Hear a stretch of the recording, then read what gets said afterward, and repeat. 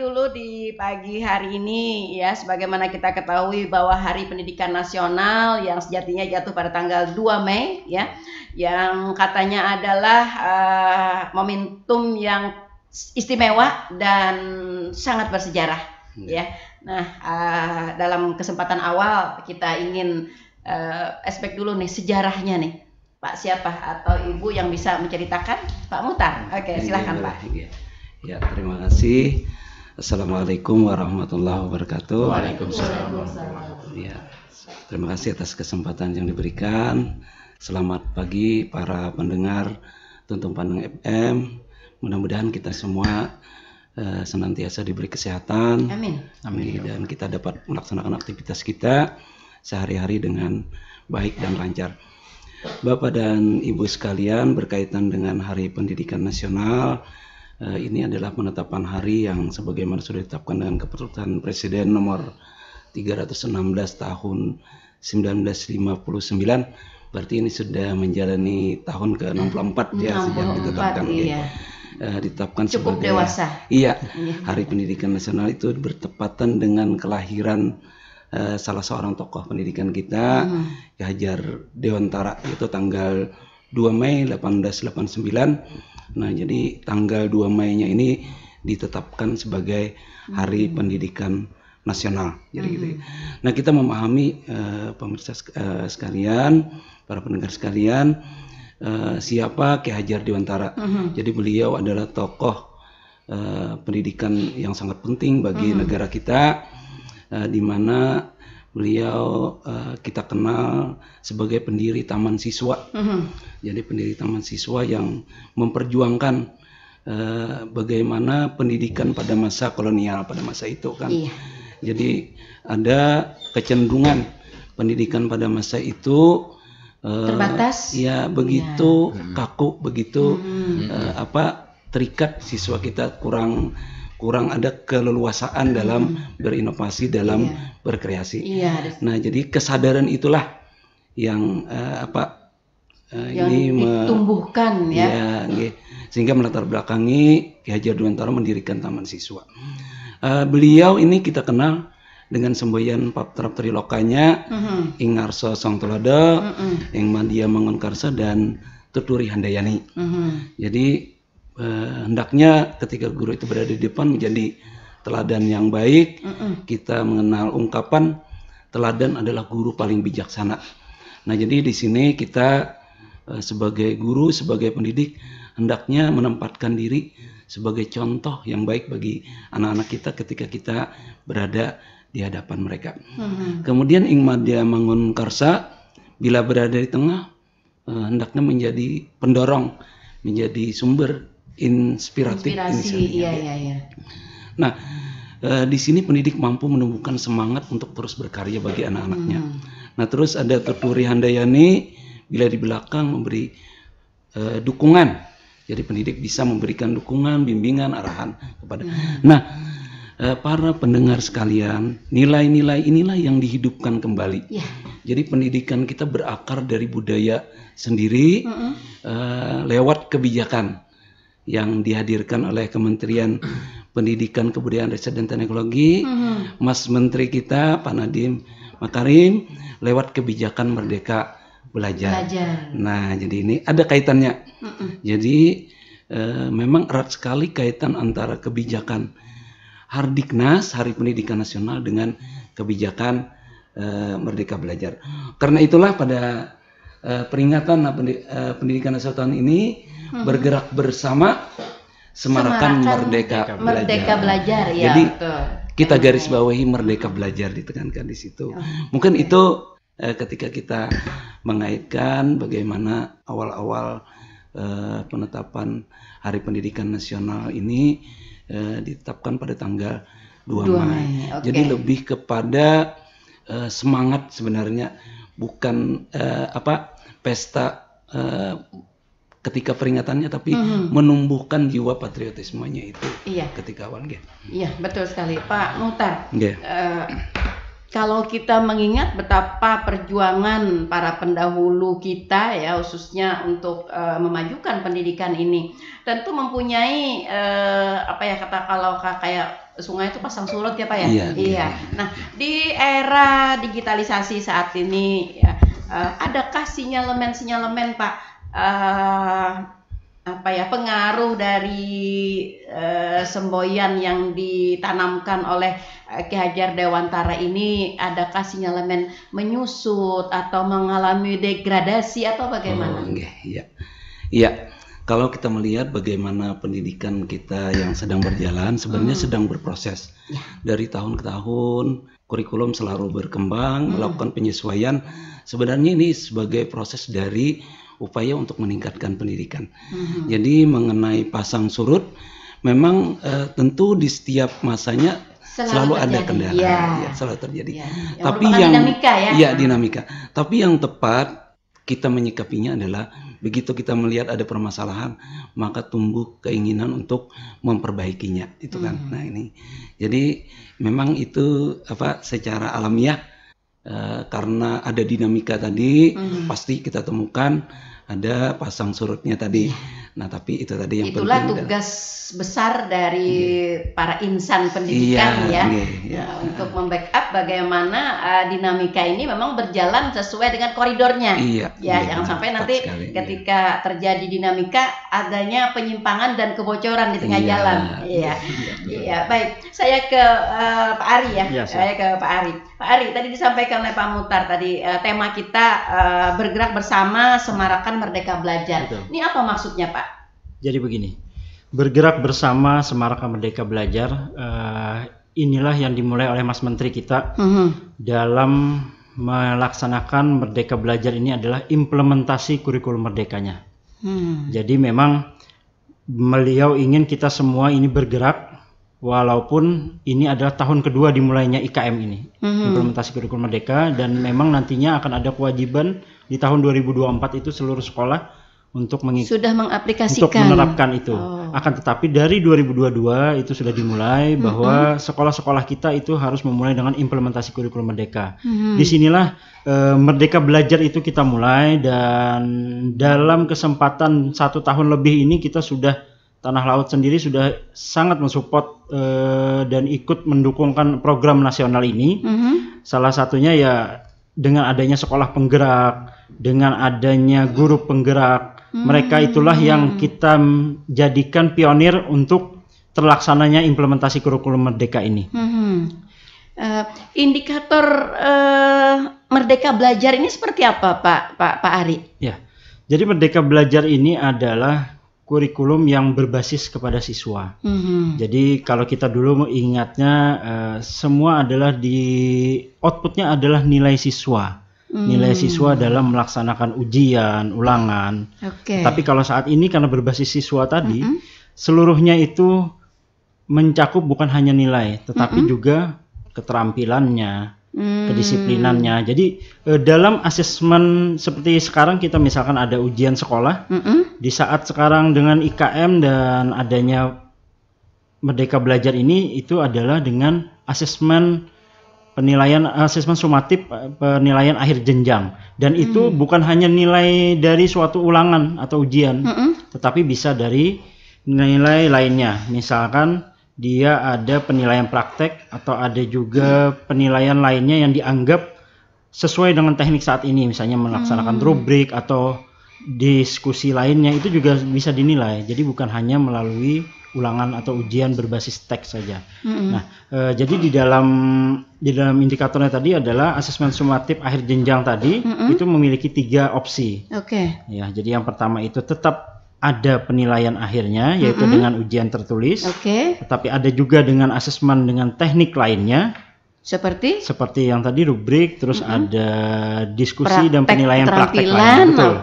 Ya, dan yang ketiga itu tidak melaksanakan asesmen akhir lagi karena sudah dianggap mencukupi nilainya pada waktu sebelum selesai di akhir semester.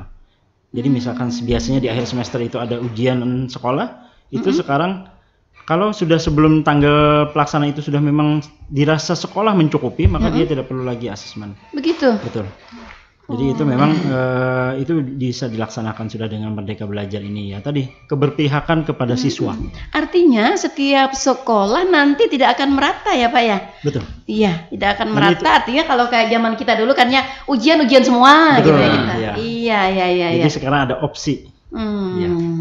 Jadi itulah berprosesnya selama 1,5 tahun ini kita memulai. Oke, lalu Pak Ari, merdekanya ini selain daripada tadi berbasis kepada siswa, bagaimana juga pedoman dan pegangan bagi guru untuk indikator merdeka ini? Oh iya, ya. Jadi dalam implementasi kurikulum merdeka ini mereka ada mandiri belajar, namanya itu ada mandiri belajar. Oke. Mandiri berbagi dan mandiri berubah. Oh, iya. Jadi seperti mandiri belajar itu sebenarnya adalah kurikulum yang sebelumnya seperti K13 itu, tetapi itu sudah diimprovisasi oleh sekolah masing-masing. Tapi ada juga mandiri berbagi dan mandiri berubah. Jadi seluruhnya diberikan kepada kepala sekolah dan guru yang ada di sekolah masing-masing. Sejauh mana mereka bisa menggunakan itu dan melaksanakan, karena dari pusat itu sudah menyediakan yang namanya platform Merdeka Mengajar PMM. Itu di sana seluruh pembelajaran ataupun materi lainnya itu sudah disiapkan. Jadi tinggal di bagaimana keaktifan guru-guru kita dalam mempelajari itu. Iya. Masih agak-agak baru ya? Ya, agak-agak baru ya. Jadi mungkin juga nih para pendengar kita masih kalau bahasa Banjarnya tuh masih tarang upi lah Pak. Ya, betul, ya. Ya, soalnya banyak Mas Ari yang menanyakan ya Merdeka Belajar ini. Mereka menganggap ya, masyarakat kita menganggap anak-anak kita belajar sesukanya ketika nanti diserahkan. Nah, itu yang patut digarisbawahi. Iya, seperti itu. Nah, jadi meskipun Merdeka Belajar kurikulumnya, tapi tetap ada indikator-indikatornya, capaian belajar pedomannya, ya. Nah, seperti itu ya. Jadi para pendengar seperti itu ya. Jadi bukan artinya diserahkan sepenuhnya hendak belajar kah, hendak ada kah? Iya, artian merdeka itu Mas Ari ya. Oke, baik. Saya ke Bu siswa. Selama kurun waktu 2 tahun masih masuk uji coba ya Merdeka Belajar ini, atau memang sudah implementasi? Ya, sudah implementasi sudah 2 tahun. Apa yang menjadi sebuah perubahan yang krusial Bu siswa antara kurikulum kita yang lama dengan yang sekarang terhadap para siswa, kemudian terhadap para guru, dan juga mungkin tanggapan dari masyarakat atau orang tua? Oke. Kalau kita mengacu kurikulum yang dulu sebenarnya hampir sama juga, prospeknya kita mengarah ke siswa. Mungkin lebih mempertajam lagi. Sebenarnya perubahan kurikulum ini bukan berarti yang dulu nggak bagus. Iya. Bagus saja, cuma mempertajam saja. Kalau sekarang mungkin lebih.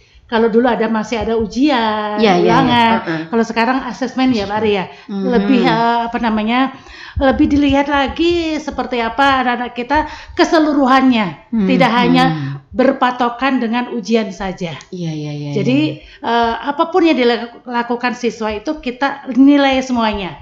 Termasuk penilaian ya, termasuk penilaian. Oke.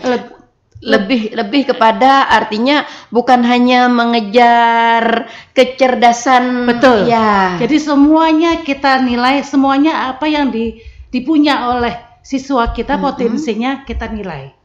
Apalagi kalau kami dari bidang PAUD memang dari lama Bu tidak ada ujian kalau untuk PAUD. Iya. Semuanya berdasarkan apa sehari-hari yang dilakukan anak kita. Iya, paling ada evaluasi gitu ya.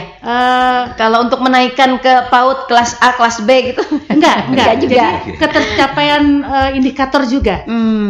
Apakah dia sudah mampu grade-nya, dia usia ini harusnya mampu apa, sudah tercapai atau belum. Dan tidak ada istilah naik atau tidak kalau di PAUD Bunda. Iya. Jadi semuanya kalau memang usianya dia akan berpindah kelas. Bukan dasar dari nilai. Iya. Oh. Itu bedanya dengan bidang lain. Jadi PAUD itu dari awal, dari kurikulum yang terdahulu pun sudah lebih ke siswa. Jadi diperlakukan semuanya apa yang dilakukan anak kita dinilai sehari-hari. Seperti apa tercapai perkembangan anak kita sehari-harinya tanpa proses penilaian ya kayak ulangan. Artinya kalau di tingkat PAUD gitu ya, pemberlakuan dari kurikulum Merdeka ini tidak terlalu signifikan ya berpengaruhnya. Karena sudah dilakukan. Sudah Cuma mungkin ada sedikit yang kita garis bawahi juga. Kalau yang dulu biasanya guru tuh suka dengan apa yang instan, apa yang sudah contoh ya, biasanya dulunya ada namanya kelompok, pembelajaran kelompok, itu dibatasi dengan waktu. Kalau sekarang nggak boleh, artinya setiap siswa punya waktu sendiri sesuai dengan potensinya. Jadi kita memang harus menghamba kepada siswa. Jadi diberikan keleluasaan untuk dia mengembangkan potensinya. Kita hanya mengarahkan, memotivasi supaya dia mau melakukan yang lain, tapi tidak membatasi pilihan apa bermain dia. Jadi kalau di kami mungkin lebih ke merdeka bermain, karena PAUD itu bukan belajar, merdeka bermain. Jadi seperti apa kita mengkondisikan bermain itu sebagai sarana belajar anak, begitu Bunda. Iya. Oke, lebih kepada praktik ya. Praktik. Oke. Lalu Pak Ari, kalau di tingkat sekolah dasar sendiri, SMP. Di tingkat sekolah menengah pertama, bagaimana perubahan dari kurikulum ini? Apakah berpengaruh secara signifikan atau ada kendala-kendala lain atau bagaimana? Jadi kalau di SMP itu memang ada beberapa pembelajaran tambahan lagi di luar jam yang biasanya standar kita. Itu salah satunya adalah P5 kalau kalimat di IKM itu, yaitu Proyek Penguatan Profil Pelajar Pancasila. Proyek Penguatan Profil Pelajar Pancasila. Jadi memang di P5 ini adalah bagaimana kita menggali potensi-potensi siswa-siswi kita dalam keseharian ataupun yang ada di luar daripada ranah sekolah. Jadi Pak Ari, 4 aja tadi Pak. Proyek Penguatan Profil Pelajar Pancasila. Pelajar. Oke, lanjut. 5 P-nya. Jadi memang itu menggali potensi mereka, termasuk bagaimana kita sekolah juga mengimprovisasi pembelajaran atau dengan berkoordinasi dengan pihak lainnya di luar sekolah. Misalkan saja kita belajar demokrasi, maka siswa itu bisa kita bawa bekerja sama dengan KPU, atau bisa juga nanti dengan radio ini dengan mereka belajar public speakingnya. Nah itu juga. Jadi kita tidak pernah membatasi sekolah dalam pelaksanaan salah satunya P5 ini. Jadi silahkan mereka berkreasi dan siswa mereka lebih cenderung kemana keterampilannya itu, dan itu harus difasilitasi oleh setiap sekolah. Jadi di setiap sekolah itu kita menemukan P5 yang berbeda.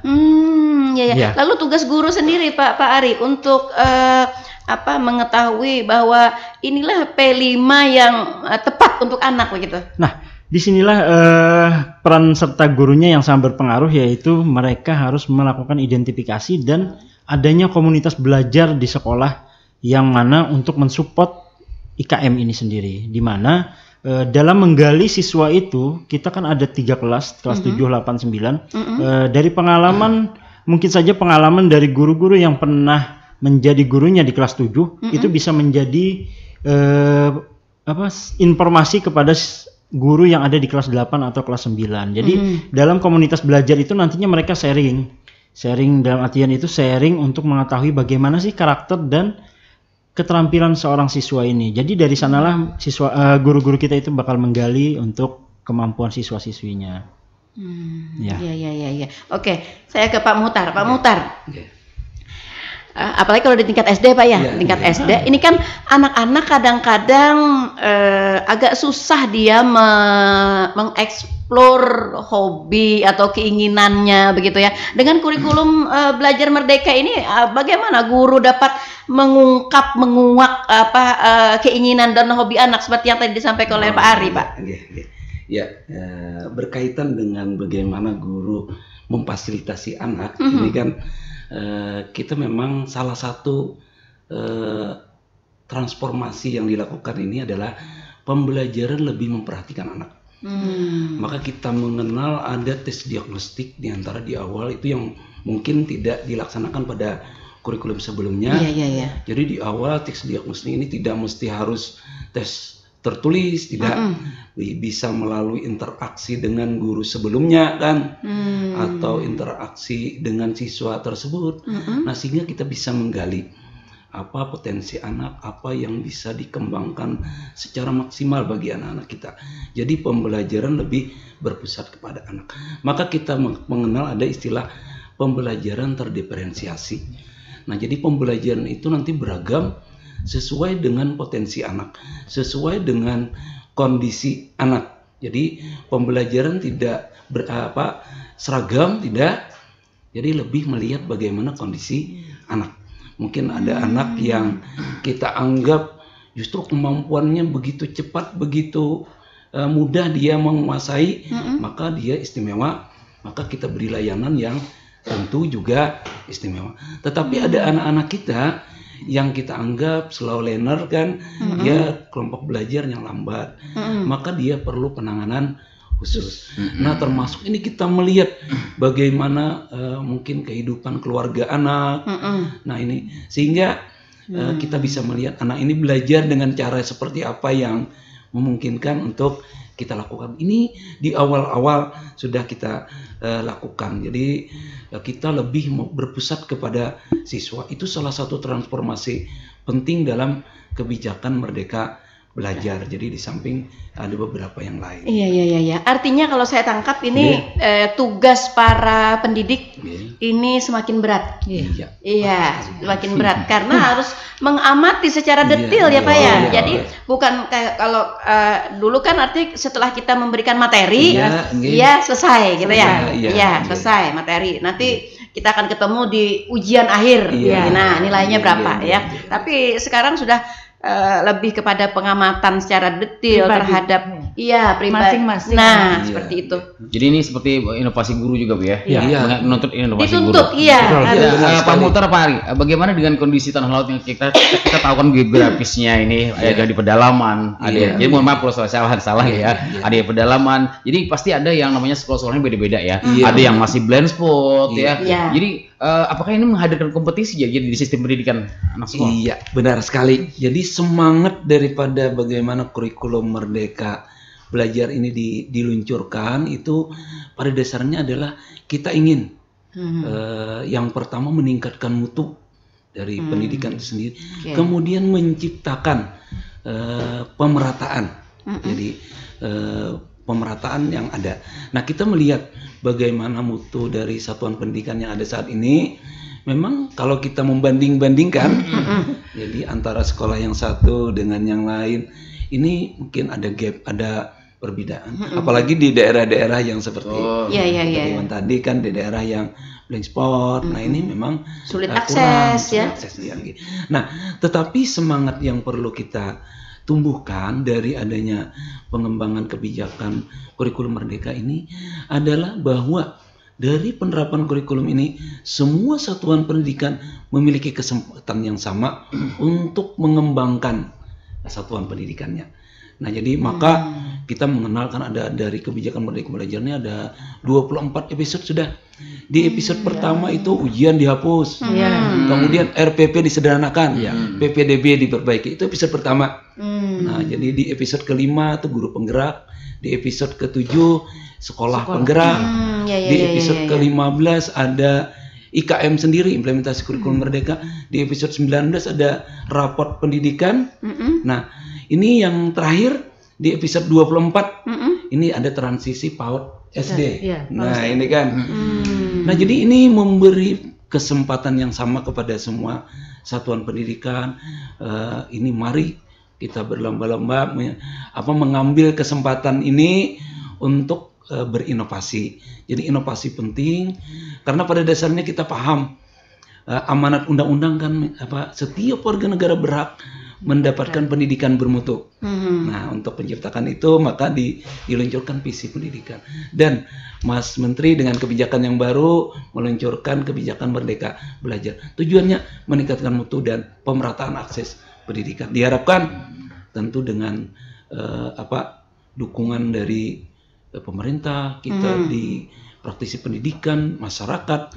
Nah ini dapat kita wujudkan sehingga meskipun tadi sekolah yang kecil, nah tetapi justru dengan inovasi-inovasi yang diberikan kelonggaran, keleluasaan kepada mereka, ini mereka mampu untuk berkembang. Saya selalu mengingatkan kepada kawan-kawan di sekolah, ini start awal kita sama-sama. Mari bersama-sama kita ambil kesempatan ini untuk ini berinovasi, istilahnya kompetisi. Nah di antara sesama satuan pendidikan, sehingga bukan mustahil nanti yang dulunya sekolahnya masih terbilang kita di pedalaman terpencil, masih terbelakang masih, gitu kan. Iya, masih belum begitu dikenal mungkin ya. Jadi bermunculan nanti laskar-laskar pelangi ini kan ya. Iya. Artinya Pak Muhtar, meskipun sekolah itu kan kita ada tahu nih di Plehari ada sekolah yang ngomplek ya. Komplek begitu ya, ada berapa gitu. Artinya meskipun dia dalam satu kompleks seperti itu, tetapi mereka mempunyai karakteristik yang lain lah. Iya. Oke. Bagus itu berarti. Menyesuaikan kondisi lingkungan ya. Iya, benar. Dan memang kita juga ini dengan adanya Merdeka Belajar ini, kita juga mengharapkan dan mendorong terus semangat akan guru-guru kita ini terhadap perubahan dan inovasi mereka ini, yaitu sebagai branding sekolahnya masing-masing tadi.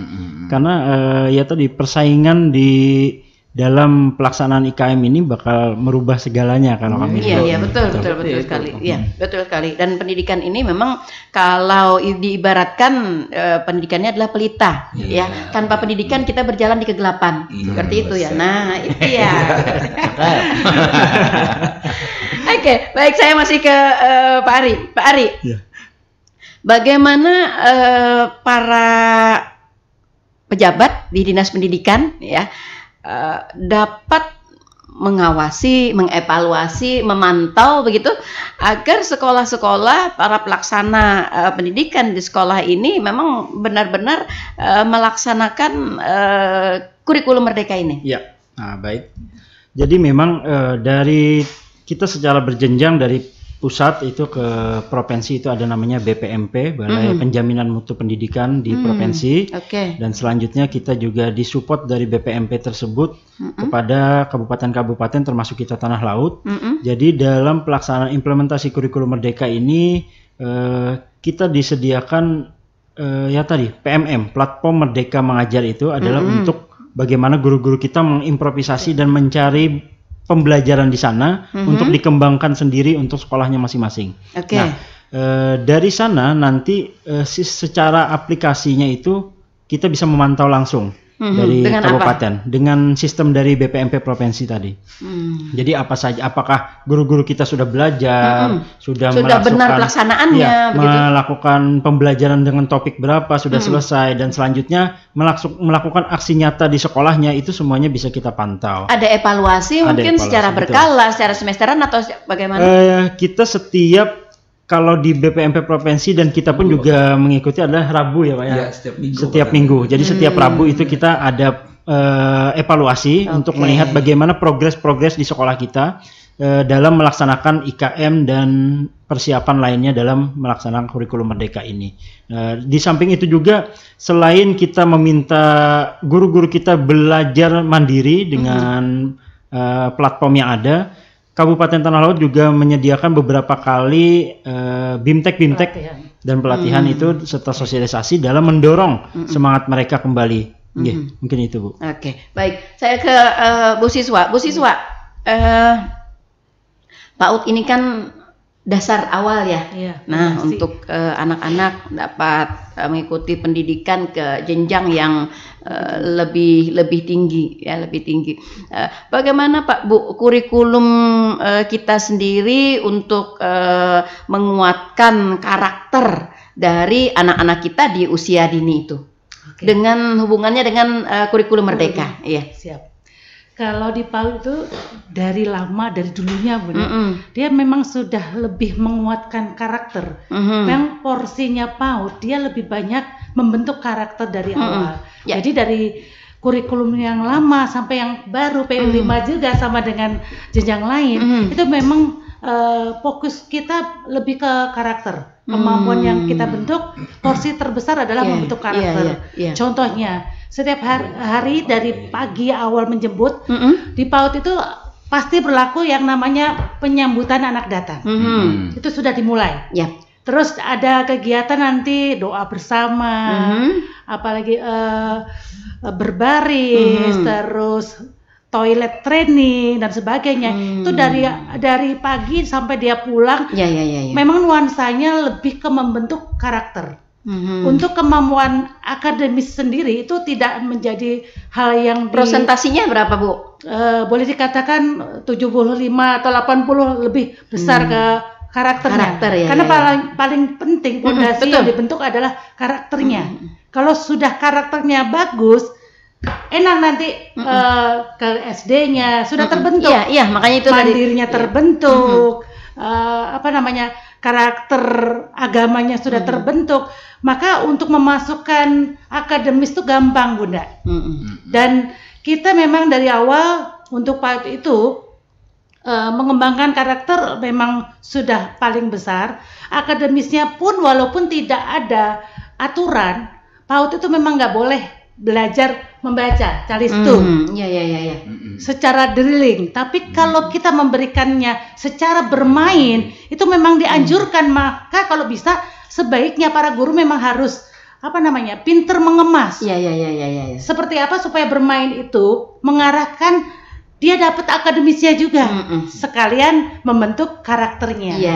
Jadi kalau PAUD itu nanti anaknya cerdas, bisa membaca, pinter ngomongnya, itu dibentuknya bukan instan, tapi dengan proses yang tadi, step by step, melalui bermain tadi, melalui perilaku perilaku bukan pemikiran semata gitu. Jadi lebih penting membentuk karakternya dulu kalau kita. Oke, Bu siswa, ini agak detail sedikit. Kalau katanya nih ya, anak-anak itu kan karakternya macam-macam nih. Kalau anak katanya ada yang suka berkelahi, itu bagus katanya. Nanti akan jadi polisi atau tentara. Enggak begitu juga konsepnya. Macam.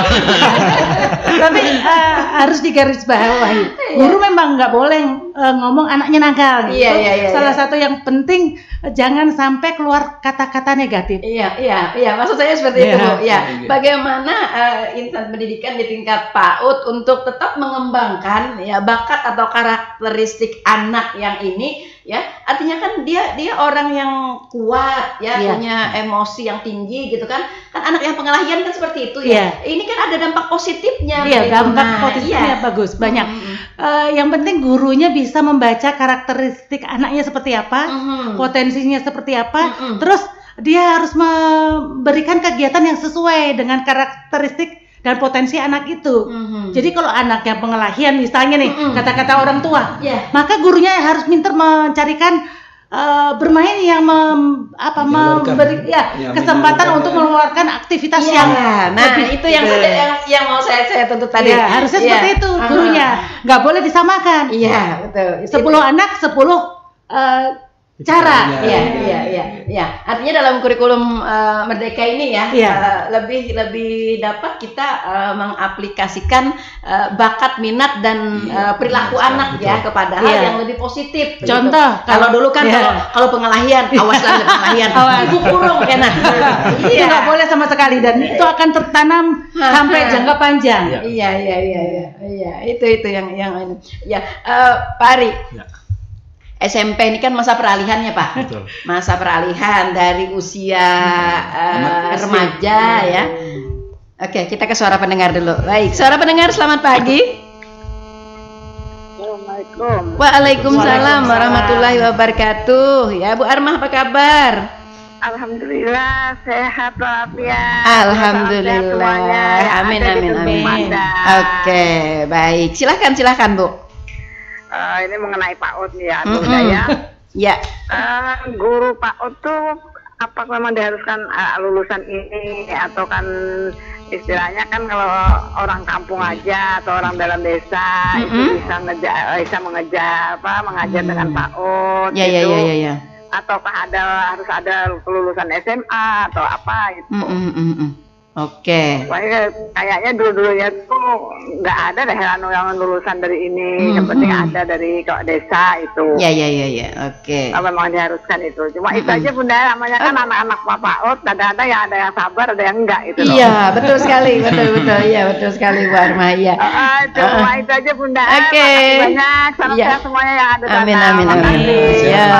Assalamualaikum. Waalaikumsalam warahmatullahi wabarakatuh. Dulu memang anggapan kita ya Bu Siswa. Untuk PAUD ini kan artinya bisa siapa saja gitu ya karena mungkin kalau dulu apalagi kalau baru-baru muncul kelompok-kelompok PAUD ini kan kita belum mempunyai nah ini ya berkaitan dengan itu ya apa yang dipertanyakan oleh Bu Arma tadi, apakah memang harus sudah punya ada kalian ketentuannya? Baik. Silahkan Bu Siswa.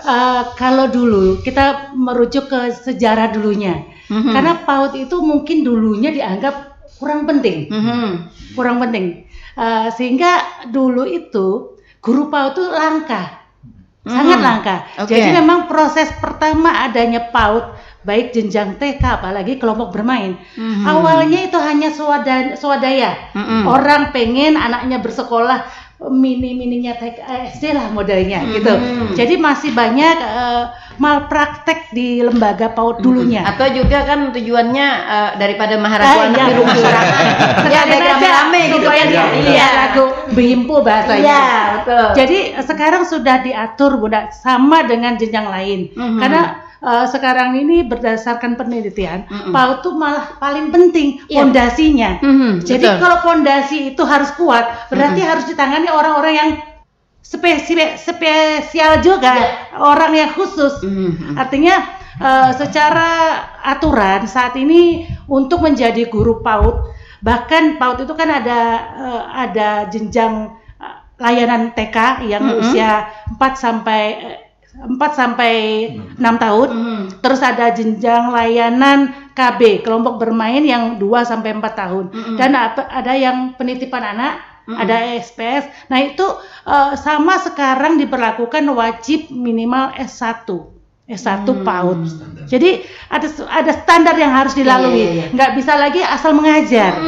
Cuma saat ini memang ada toleransi masih kita punya banyak guru Bunda yang belum punya ijazah S1, yang masih berproses dalam pendidikan kuliah, itu yang menjadi hambatan kita. Padahal kalau kita merujuk hasil penelitian bahwa PAUD itu pondasi paling penting, masa emas, harusnya memang ditangani orang-orang yang sangat profesional. Kita lihat dari negara lain itu malah anjurannya lebih tinggi standarnya. Guru PAUD itu minimal psikolog. Harusnya. Karena menangani anak di usia emas ini gak gampang. Iya, betul. Satu kali kita menoreh kesalahan itu berdampak luar biasa sampai dia dewasa. Jadi kalau kita sampai saat ini sudah berkembang zaman, masih anak kita diasuh oleh anak yang lulusan SMA, seperti apa jadinya nanti Bunda? Banyak kata-kata negatif, spesifikasi begitu ya. Pasti ngajarnya nanti ya kelas-kelas SD mini, ikut-ikutan. Ya, itu yang kita khawatirkan. Malpraktek di usia emas itu sangat berbahaya untuk perkembangan anak kita selanjutnya. Itu yang kita mungkin saat ini kami masih berbenah untuk memberikan yang terbaik untuk pendidikan PAUD-nya. Kita masih punya PR banyak Bunda. Yang belum kuliah tuh masih banyak juga. Ya, kami pun masih terbatas dengan anggaran. Pengennya ya nanti didengarkan oleh pemerintah daerah, kita bisa menganggarkan dana untuk kuliah lah, supaya kita punya guru-guru yang sesuai dengan profesional. Begitu. Iya. Oke. Masih di suara pendengar ini ada Pak Rizwar di Sungai Jelai.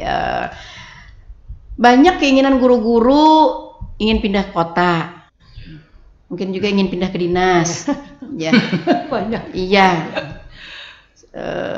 Sehingga sulit untuk pemerataan dalam pembinaan potensi siswa. Nah, bagaimana dinas menyikapi ini? Oke. Kemudian yang kedua, ada kasus sampai-sampai di suatu sekolah ada beberapa guru yang sama-sama memiliki ilmu yang sama, ya. Contohnya misalnya guru sejarah di sekolah itu ada 2 atau 3 orang, guru IPA ada sampai 4 orang. Nah, ini juga bagaimana dinas menyikapi? Oke, 2 pertanyaan itu. Yang pertama, siapa yang mau jawab dulu? Pertanyaan darinya Pak Rizwan di Sungai Jelai. Iya. Pak Muhtar, Pak Ari. Ini pertanyaannya, terima kasih Pak Rizwan. Oke.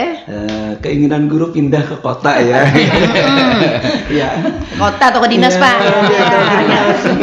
Ya memang baru-baru ini banyak sekali guru-guru kita yang pindah. Ini kan memang sebagian ada yang memang menjadi hak mereka, sudah lebih dari 10 tahun kan, dengan alasan penyegaran. Nah ini dapat kita mungkin toleransi, dapat kita fasilitasi, tentu dengan pertimbangan tadi.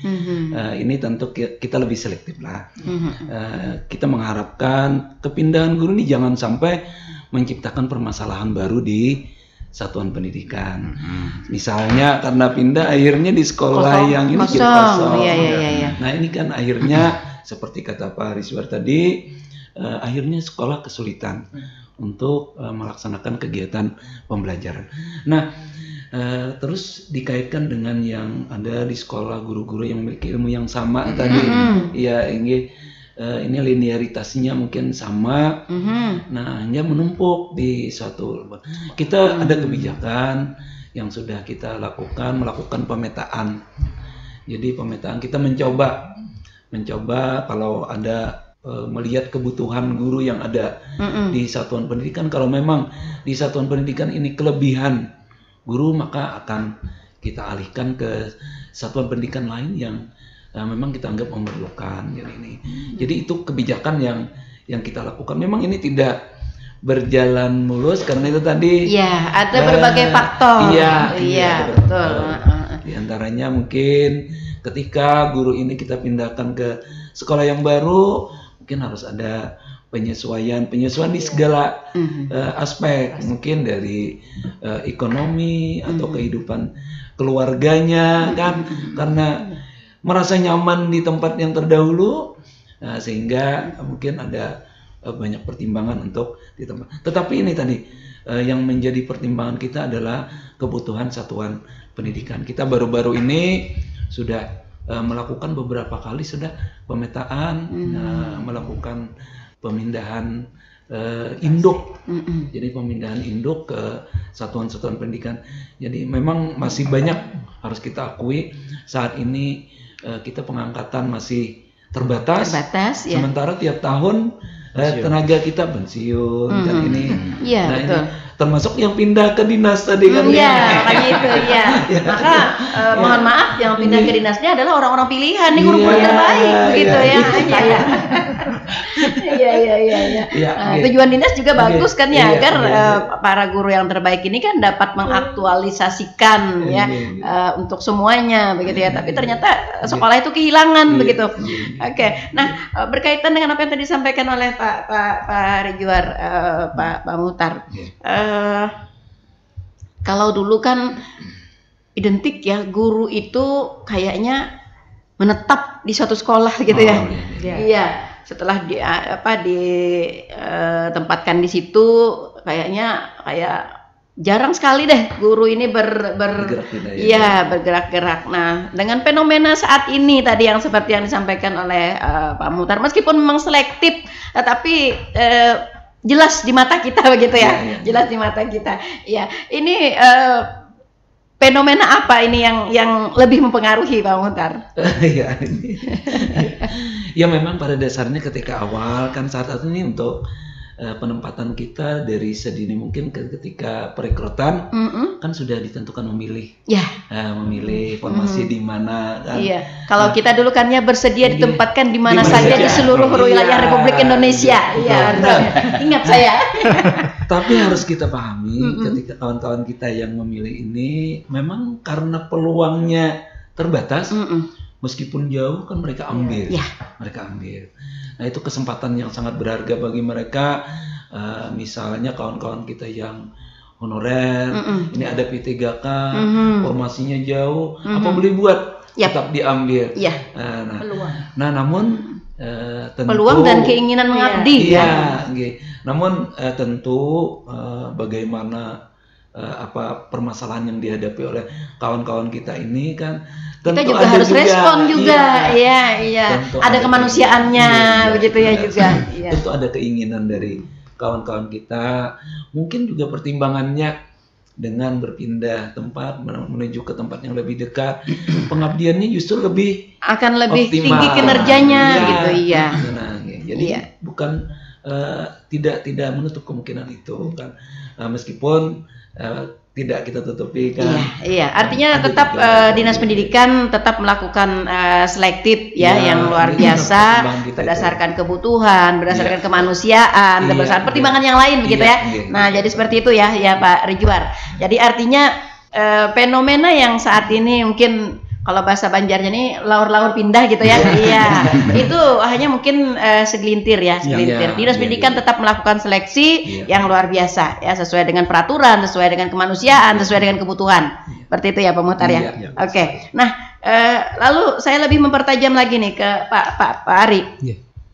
Tentang guru yang ada di suatu sekolah ya dengan keahlian yang sama ya, ada banyak begitu. Bagaimana Dinas Pendidikan menyikapi hal seperti itu? Iya, siap. Jadi terkait juga dengan Pak Muhtar tadi kan adanya pemetaan tadi. Memang kita dapat melihat guru double di sekolah yang sama dengan basic pendidikan yang sama itu. Bukan hanya double, bisa triple. Betul. Double juga. Itu memang terjadi di beberapa SMP karena memang di saat sekarang itu adanya pengurangan jam kelas rombalnya itu, maka akan berpengaruh dengan jumlah jam yang dimiliki atau diampu oleh guru yang dalam mapel yang sama tadi. Jadi di sini Dinas Pendidikan itu sudah, terutama di bidang SMP ini, karena di SMP memang yang banyak terjadi itu, terutama di mapel IPS dan IPA. Itu juga IPS, PKN juga ada beberapa.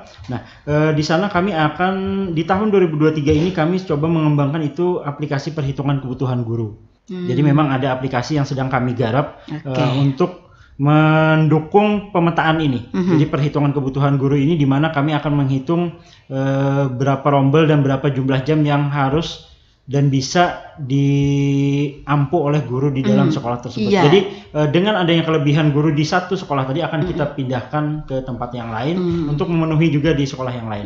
Sehingga nanti tidak akan terjadi misalnya adanya guru yang kekurangan jam mengajar tadi, sehingga mencari jam mengajar ke sekolah lain. Begitu ya. Apa mengimpal ke jurang baca. Jadi itu yang lagi kami garap di tahun ini dan mudah-mudahan bisa selesai lah.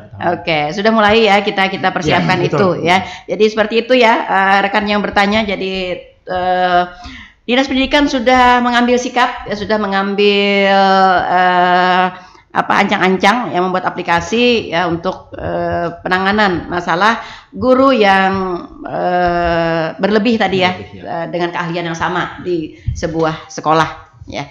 Oke. Ini Pak, dampak maju teknologi kan kita tidak bisa memungkiri ya. Belum selesai 4.0, ada 5.0 lagi. Jadi bagaimana yang saya lihat beberapa di media sosial hashtag ini guru penggerak ini bagaimana Dinas Pendidikan terkait hal seperti ini? Untuk guru penggerak ya kemajuan kan biasanya beda-beda, apalagi gurunya udah tua ya bisa dikatakan untuk teknologi agak-agak gimana gitu loh ya. Jadi bagaimana gitu? Itulah kendala kami sebenarnya saat ini. Jadi kita memang berfokus saat ini berharap semua guru itu bisa menjadi guru penggerak. Itu ada tesnya Pak. Jadi bukan hanya semboyan guru penggerak, memang itu ada pelatihan programnya yang harus dilalui. Artinya bukan hanya bergerak melakukan sesuatu, tapi memang bergerak kepada arah yang memang lebih baik. Dan itu baik yang menjadi momok itu kebanyakan guru yang memang sudah tua, sudah senior, gaptek, itu yang menjadi kendala kami. Jadi kebanyakan bahkan yang menjadi guru penggerak kebanyakan malah yang muda-muda, yang masih pangkatnya rendah, dan untuk TK itu hampir lebih dari 50% malah guru honor. Karena memang kemampuan IT yang dituntut juga, kreativitas juga dituntut, dan kemauan keras yang pasti untuk berubah. Jadi Guru Penggerak itu program yang memang diluncurkan oleh Mas Nadiem, yang harus memang diikuti oleh para guru kita semuanya, semua jenjang. Apa saja sih Bu siswa indikatornya sebagai guru penggerak, kemudian fungsi guru penggerak ini nanti untuk untuk yang lainnya bagaimana, untuk guru-guru yang lainnya?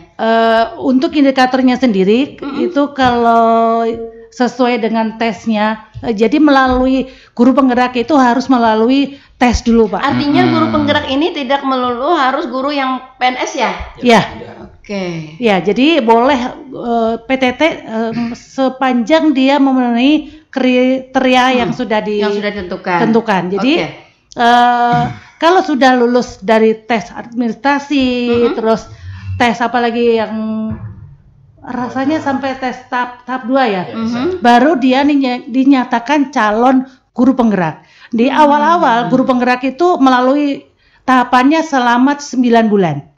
Jadi luar biasa lama Bu. Jadi itu yang menjadi banyak guru yang enggan untuk ikut karena memang uyuh bahasanya, Jadi 9 bulan. Tapi kalau untuk saat ini sudah di fresh 6 bulan selesai untuk belajarnya, untuk menempuh guru penggeraknya. Lalu ketika dia menjadi guru penggerak, apa tugas dan fungsinya dengan guru-guru yang lainnya? Diharapkan dari para guru penggerak itu dialah yang menggerakkan pendidikan, menggerakkan apa yang dianjurkan dari apa yang saat ini kurikulum Merdeka di sekolahnya atau di sekolahnya dia menjadi pemimpinnya, pemimpin pembelajaran. Dia yang harus memberikan teman-teman yang sejawat melakukan perubahan.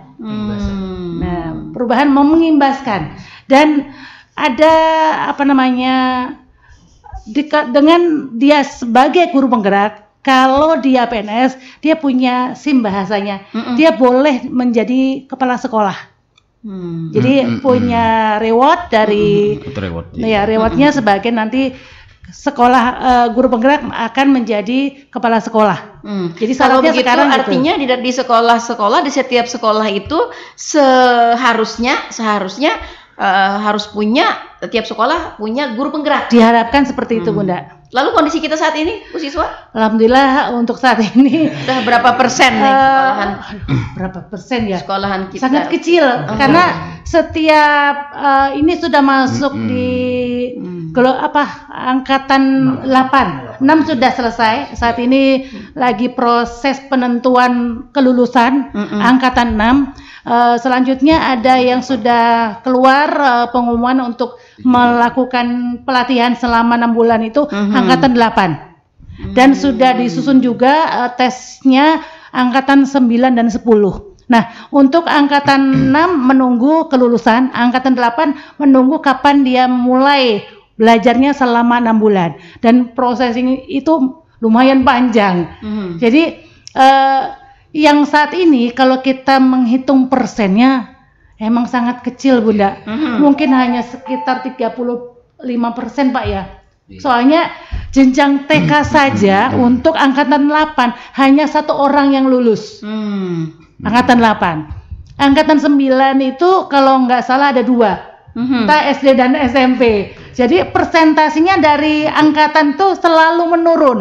Jadi kami selalu berupaya membawa teman-teman guru ini untuk ayo kita mendaftar sebagai guru penggerak. Paling tidak pian-pian punya SIM. Pertama rewardnya kalau pian masih muda nanti punya kesempatan menjadi kepala sekolah.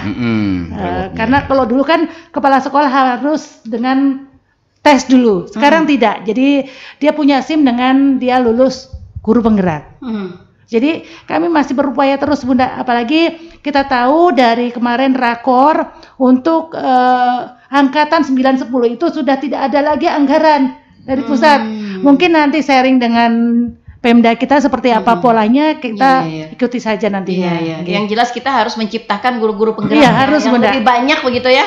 Agar memang benar-benar kurikulum ada perubahan. Kurikulum mereka ini ada perubahan di pendidikan program pendidikan guru penggerak ini nasional, Bu? Program nasional. Jadi semuanya. Episode ke-5 Pak dari episode Merdeka Belajar. Merdeka Belajar. Baik, ada pertanyaan Pak dari pendengar kita di 9234 ini Pak. Nah ini mungkin agak-agak menyimpang, dia agak menyoroti kepada guru nih Pak. Nah saat ini masih ada guru-guru yang agak malas-malasan, dengan datang ke sekolah ketika ada pelajaran, bahkan ketika pelajaran katanya hanya memberikan materi begitu ya, gurunya hilang. Mungkin masih ada atau bagaimana, tapi ini perlu juga kita bicarakan dan kita sikapi. Nah, terhadap kondisi seperti ini, Dinas Pendidikan sendiri untuk melakukan upaya-upaya untuk membangun agar kondisi ini tidak menyebar, tidak mempaten begitu, apa yang program apa yang kita lakukan? Iya, terima kasih. Jadi perlu kita garis bawahi, dalam kebijakan Merdeka Belajar ini ada 5 intervensi yang dilakukan pemerintah. Yang pertama, penguatan sumber daya manusianya. Mungkin termasuk itu tadi, jika ada yang bermasalah pada kedisiplinan akan dilakukan upaya untuk perbaikan. Yang kedua, kita mengenal ada pembelajaran paradigma baru. Nah, di sini ada 4 transformasi yang diharapkan guru. Maka guru itu bisa mengikuti kebijakan ini kalau melaksanakan 4 transformasi ini. Yang pertama seperti yang saya sampaikan tadi, pembelajaran yang lebih memperhatikan siswa. Maka guru kita kalau selama ini belajar petinjalan sekarang tidak bisa lagi. Maka mereka tidak bisa mengikuti. Nah, jadi harus bertransformasi, harus berpusat. Yang kedua, guru harus membudayakan refleksi. Jadi ini transformasi yang kedua. Jadi guru-guru saat ini harus bercermin. Nah, jadi harus bercermin. Kayak apa proses pembelajaran yang kita lakukan. Kalau gurunya tidak mampu, maka kawan-kawan di satuan pendidikannya harus melakukan pengawasan. Kepala sekolahnya, kita memiliki rekanan, ini ada pengawas. Jadi di setiap kecamatan ada pengawas, meskipun jumlahnya terbatas. Apalagi TK cuma 3. Dan yang diampu ada 326 lembaga dengan 3 orang. Padahal ini perannya sangat luar biasa. Mudah-mudahan ini dapat kita atasi. Jadi peran pengawas ini bisa membantu itu tadi di transformasi. Jadi refleksi yang kedua. Yang ketiga, menciptakan lingkungan yang aman, nyaman, kondusif, inklusif. Nah, ini menjadi PR bagi semuanya. Hendaknya di satu, kita mendengar mungkin ada kekerasan terhadap anak. Ini menjadi PR besar. Di kebijakan Merdeka Belajar itu harus dihapus. Tidak ada lagi kekerasan. Ternyata jadi ada di sinyal begini.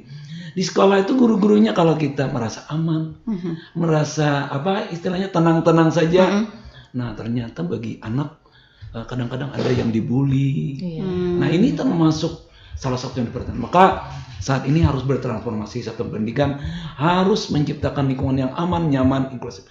Yang terakhir, transformasi yang keempat ini yang sangat penting, membudayakan bahwa yang dilakukan guru itu sedikit demi sedikit terus mengalami perbaikan, peningkatan. Nah, ini yang menjadi transformasi yang dilakukan oleh guru.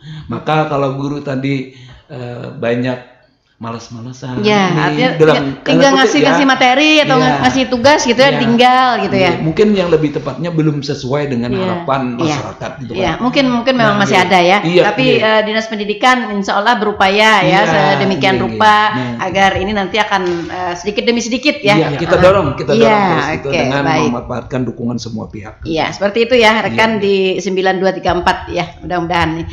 Tapi juga kita mengharapkan juga nih adanya peran serta dari masyarakat, orang tua begitu ya, jika menemukan pengawasan tadi kan kalau ada laporan ke kami biasanya ada, karena bila dengan pengawas yang beneran siapa tahu berteman gitu ya, jadi nggak akan melaporkan ke Pak. Tapi sekarang Bunda zamannya medsos nih nggak bisa sembarangan Bunda.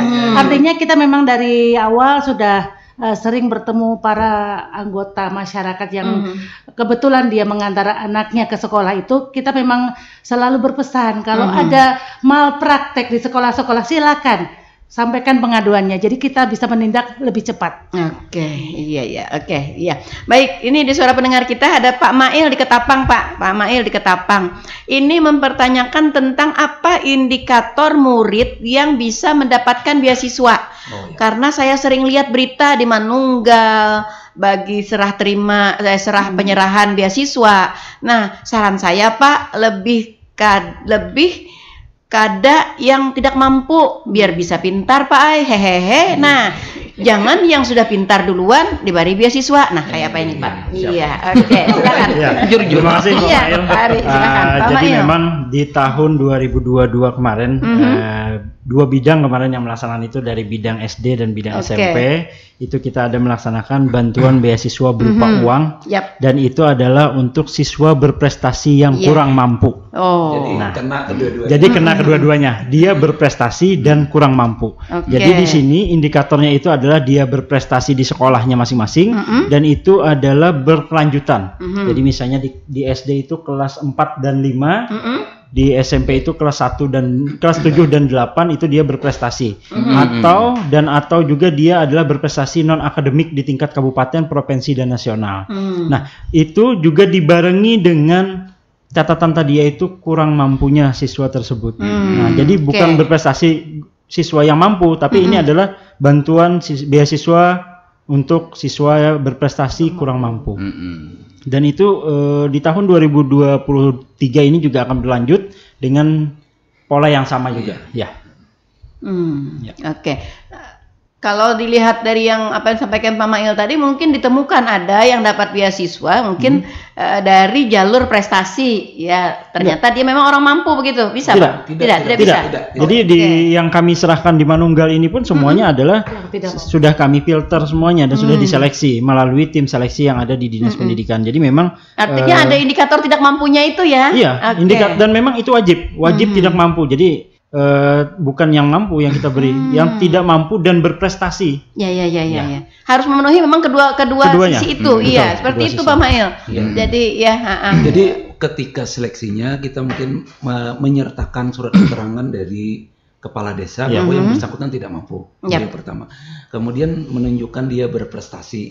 Gitu. Jadi keduanya itu namun dari usulan yang diberikan tentu ada yang tidak dapat kita tidak dapat kita penuhi kan, karena mungkin diantaranya keterbatasan kuota yang ada kan, maka harus ada seleksi. Nah ini, jadi seleksinya tingkat sekolah dan tingkat dinas. Jadi tingkat sekolah mengusulkan, jadi kemungkinan kesalahan itu lebih mungkin dapat tereliminir lah, karena kita sudah dari awal dari sekolah sudah ditambah data dukung dari desa kan. Kemarin kita ada memang siswa berprestasi tingkat nasional bahkan di OSN.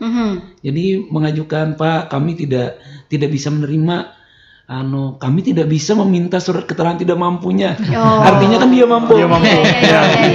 Maka tidak bisa kami berikan karena ketentuannya untuk yang tidak mampu dan berprestasi. Berupa apa beasiswa ini Pak? Apakah sarana perlengkapan sekolah atau berupa uang? Berupa uang langsung ya.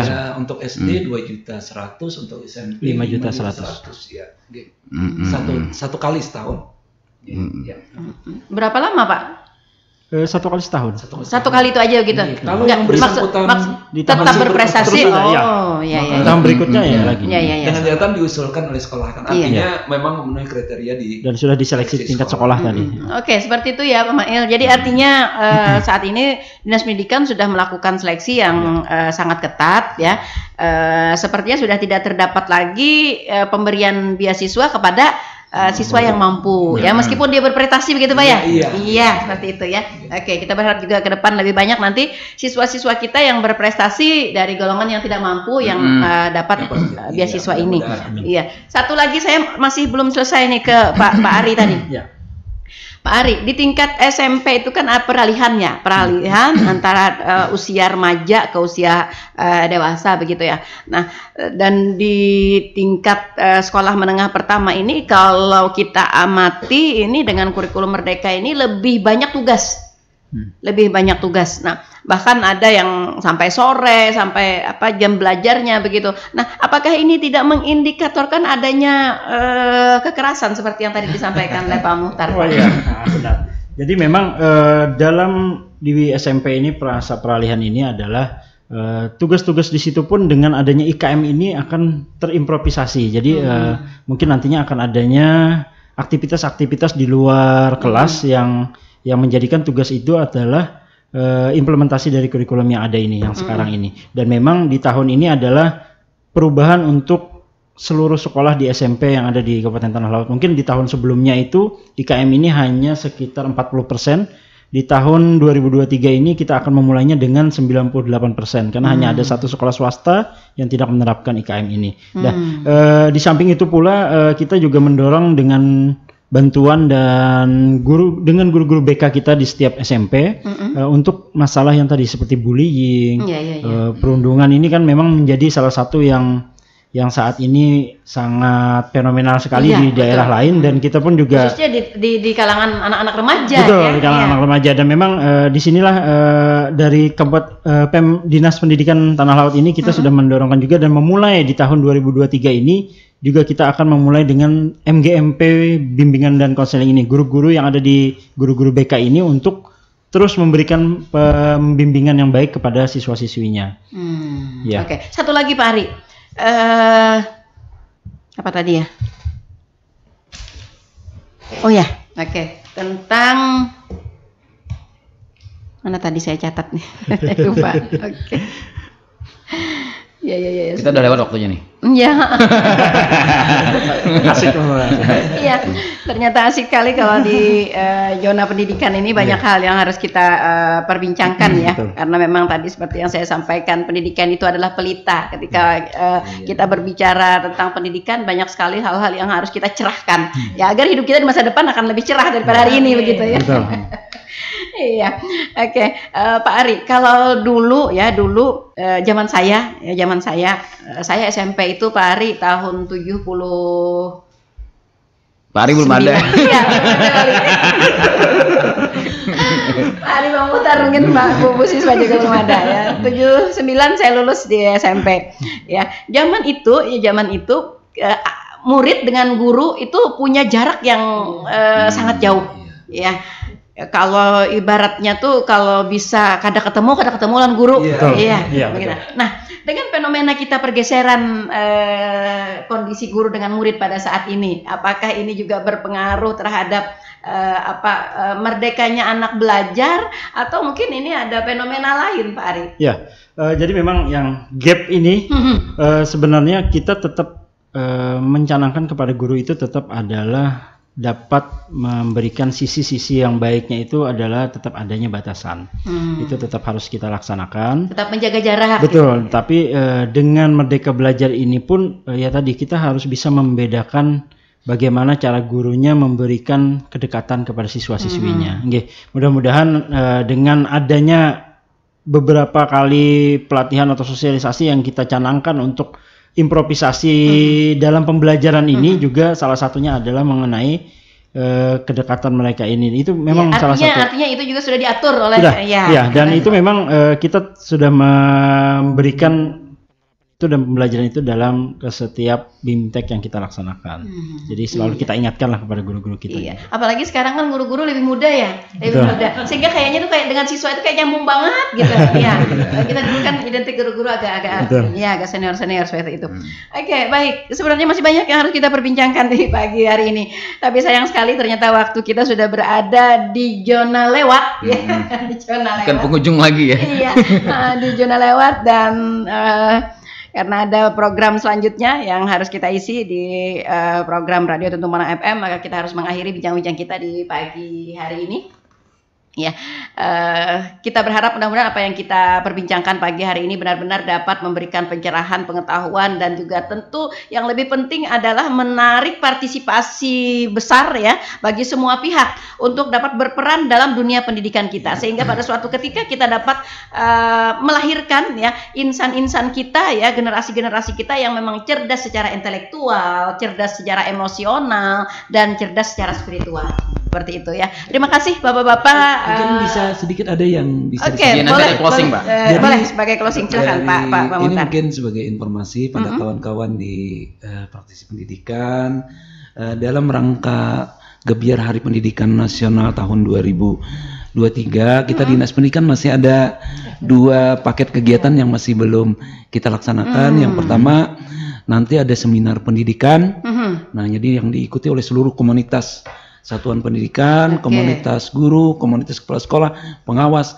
Nah, itu nanti insya Allah di tanggal 22-23. Kemudian dilanjutkan dengan ada Gebiar Merdeka Belajar.